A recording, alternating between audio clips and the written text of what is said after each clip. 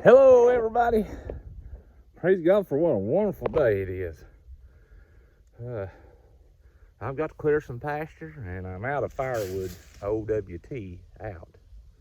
So that is the project I'm into at the moment. We're going to fall a tree here before I set into cutting brush with that brand new saw blade chain. And I'll see if I can't video a little, try to keep this a little more interesting than my last video. And I hope y'all enjoy it. So we're gonna cut this oak here. And it's got a good log in it, so to go to the sawmill. But when we get up small, further up on the tip, probably 16 foot or so, maybe I'll get actually another small log out. We'll see how knotty it is. But if you'll notice, all the limbs are on this side, so that's going to make the tree heavier on this side. So by theory, if I notch it this side and cut this side, hopefully the tree will fall that way. So we shall see.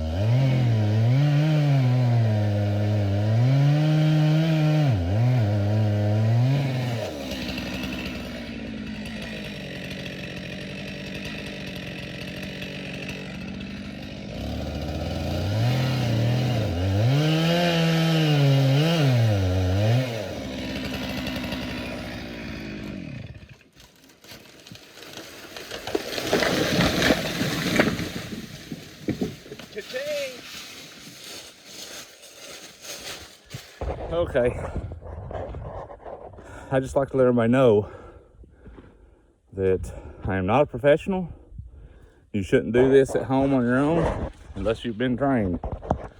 I've been to the school of hard knocks. I know I have learned the hard way, and it usually don't go that smooth, just so everybody knows. But let me see if I can turn this around. Okay, so I've roughly pasted off. 16 foot puts us right around this knot hole here. So I've got a good log up to there, and then it starts tapering down, and I can get a good 12-foot log up to here. So then the rest of that I'll cut up for firewood, and that ought to do me quite a while. That's a lot of good wood there, which I have some over here yet from a white oak that I cut that I need to haul logs in and finish sawing it up. But Rome wasn't built in a day. All right, folks, I'm very excited. Anytime I'm sawing up one of these trees, I always watch out for this stuff called old man's beard. Now, I have positively identified it, but I have never tried it medicinally. But the herbal remedy people claim it to be good for a lot of things. But I just wanted to share with you and show you. Look here. That's a pretty good one too. And they say that if you pull this, which this ain't a very good one to show, if you pull this and it's elasticy, let me see if I can sit down and do this. If it's elasticy,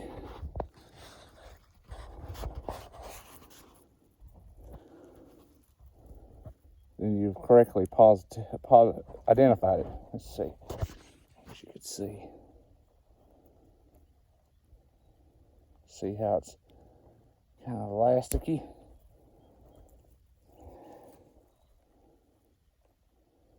Get the focus. Anyway, I don't know if this stuff grows in the summer or the winter, but I have been watching for it and I have been finding it. So there you go. Try it at your own will. Not nothing that I tell you. And better make sure what you get.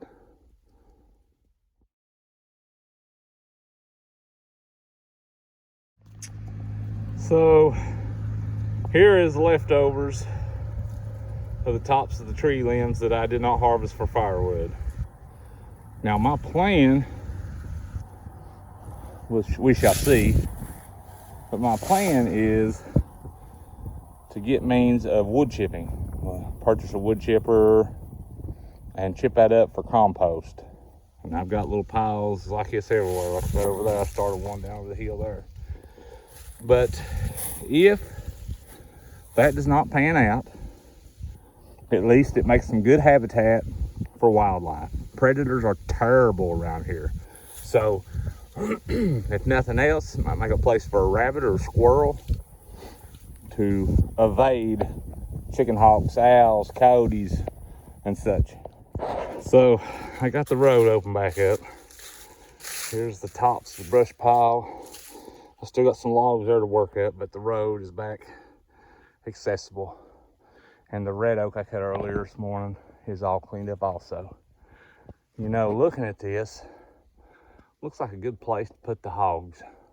I can move them up here in some of that netting for a little bit and let them clean up. Maybe get a base of grass started in here. Hey buddy, don't tell Empty I got you something. Don't tell Empty. Okay, here. Yeah. There you go. Don't you tell her I give that to you. Okay? All right. You make sure you put them in the right place. Hear me? Let me kick you in the head? I'm just filming you. I told you not to. I know. When do I ever listen to you? Better start. I love you. I said I love you. Love you too. Tell everybody out here in the YouTube world, hello. Bye, son. All right, I gotta get busy.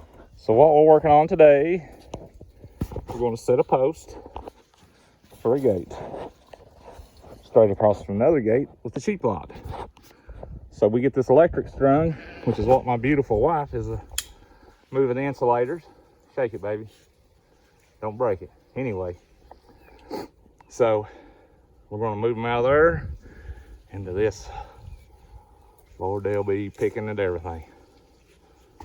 Hopefully. Hey everybody. So I'm having trouble videoing while I'm doing this.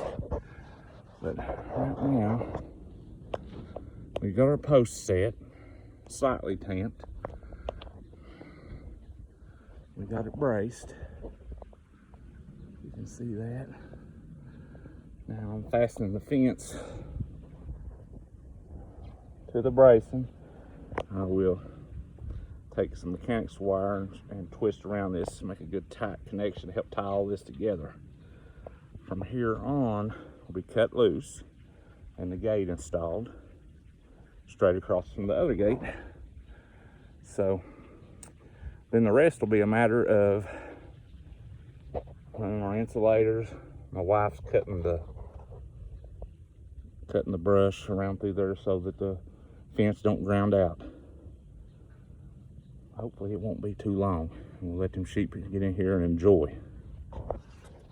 So we're going to quit our diesel, get down. So we're going to kind of eyeball this and mark this bottom hinge is fixed. It's welded, so that's going to be the critical point. So I want to bore my hole just a little bit. Quit, diesel. Right there. I'll bore me a hole there. Now we get our bottom hinge set. The top hinge is adjustable. And we'll set our top hinge. I'll cut this wire on the back side loose. And we'll be in. We'll have our gate set. So So in the past, school hard knocks, I've learned if I drill me a hole first, smaller than the actual stud I'm screwing in, lubricate it with some WD-40 good, and a handy dandy pipe wrench, makes this chore a whole lot better.